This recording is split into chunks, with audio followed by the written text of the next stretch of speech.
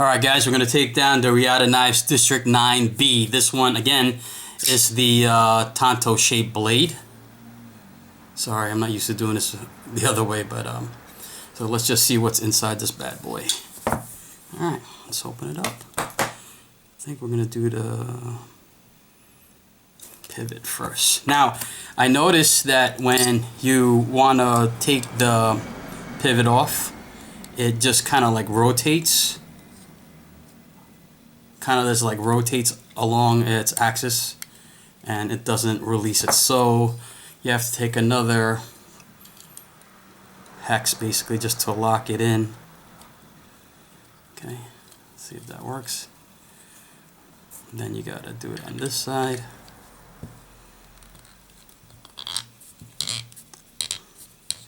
And then it loosens the screw out, the pivot.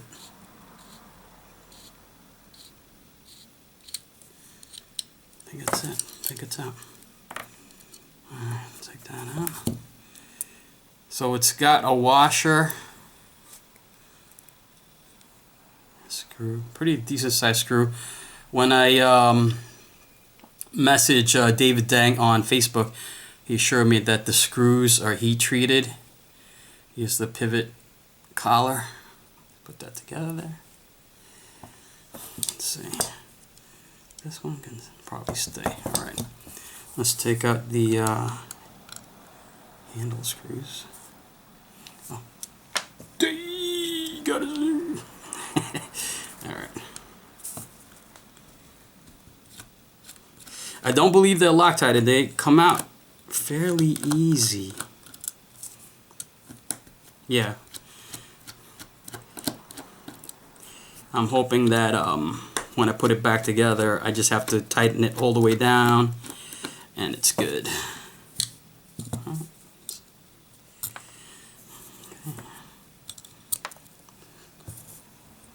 Again, the hardware is heat treated. It's got some kind, I don't know if that if you guys can see that in the camera, but it's got some kind of markings on it. See that?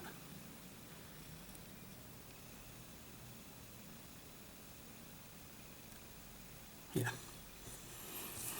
Alright, let's see. I'm not going to remove the pocket clip because I don't think that's bolted into the handle.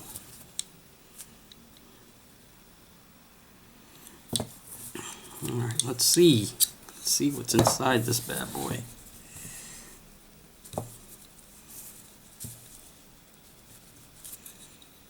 Let me see if I have to remove these two.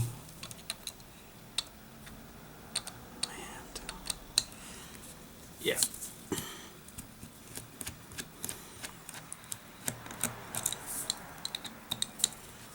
So 6 screws hold down the handles and the titanium backspacer.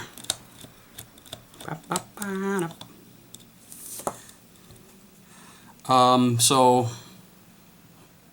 they're all male screws. I thought it was like a male-female thing. Okay. And I guess, I don't know if there's a collar in there or something, but pop it up this way.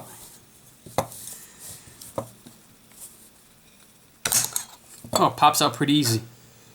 You can see all the lube inside there. Some kind of lube that they use.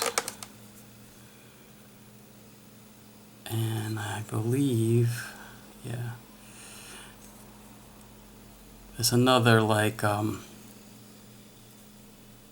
collar there. You can see the, hey, check that out. Well, see the lock insert, the steel lock insert? I'm not sure. It looks ceramic. Could be a steel, but to me it looks a little, yeah, I don't know. I'm gonna see it better when I look at it in the camera like you guys, but from this vantage point, it looks like a ceramic detent ball. It could be steel, I'm not really sure, I can't tell. So yeah, this looks like a piece here. Yeah. So you can see that's a separate screw washer that basically the cage bearing system rides on. So it's this, I don't know, those cage bearing, it looks like those look like ceramic details too on the cage bearing, but it could be steel. But if it is steel, it's smart that they put like this washer in there, so that the steel, if it's steel, the bearings ride on the steel, not on the softer titanium. I like that they added that part of the washer system there. So it would appear that there's a steel washer that the bearing system rides on, and I'm sure it's on the other side too. Okay.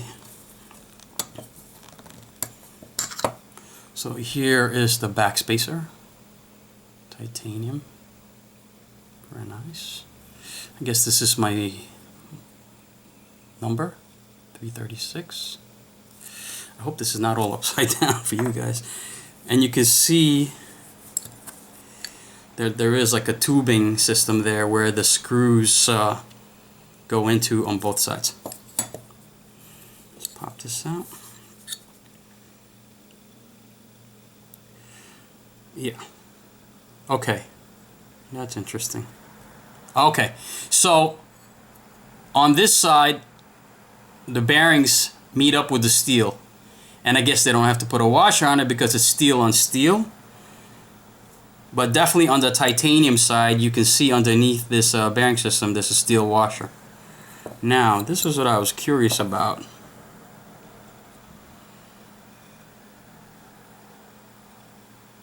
I don't know. So this is the bearing system underneath. I'm not sure if that's steel or ceramic. It's black. I'm not really sure. And you can see that it's thick enough. So I'm assuming the bearings do rotate in there. It's a very small bearing system. So I'm guessing it does rotate. Huh. Isn't that interesting?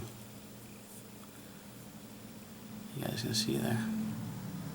So it's plastic. It's encaged in plastic. I don't know. You tell me. I gotta ask David. I gotta find out if that's actually ceramic or steel. If that's ceramic, that's pretty impressive, I must say. All right, that's about it. The other side is another steel washer where the bearing rides on. Put that back.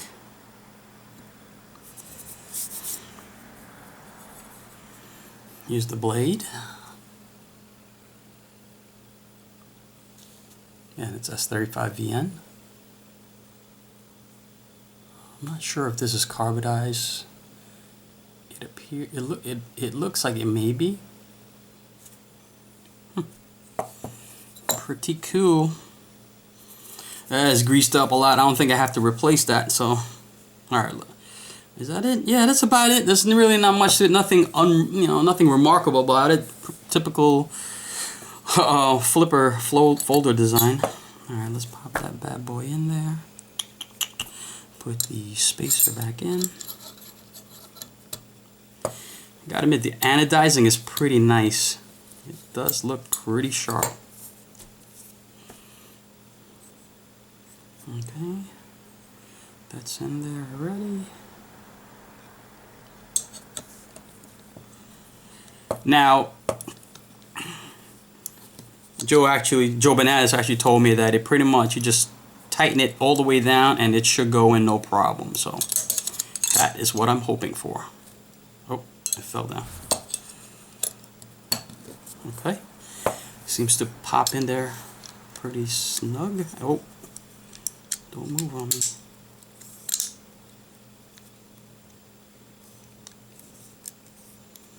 Yeah.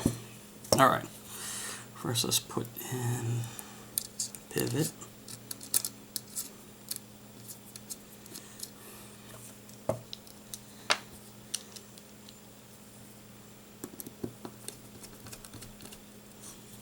Now it's probably going to rotate, so I probably will have to put the hex back on.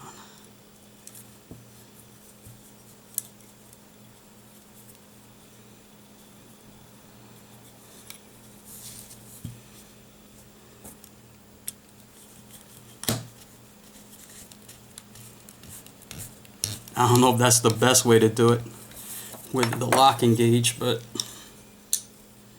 you know what? It sent this up pretty quickly. I just tightened it down. I didn't have to adjust it. It looks like the titanium is backspace is flush, so it's centered up pretty well. So it seems to be pretty good construction there. I mean, I think it's all CNC'd machine, so pretty sure it's all pretty precise. Pretty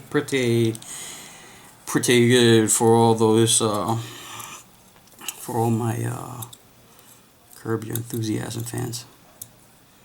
So let's see, I don't think I have to do that, like, you know, that Hinderer centering trick. I'm just gonna tighten the screws all the way down, and the screws appear to be pretty solid. He said it was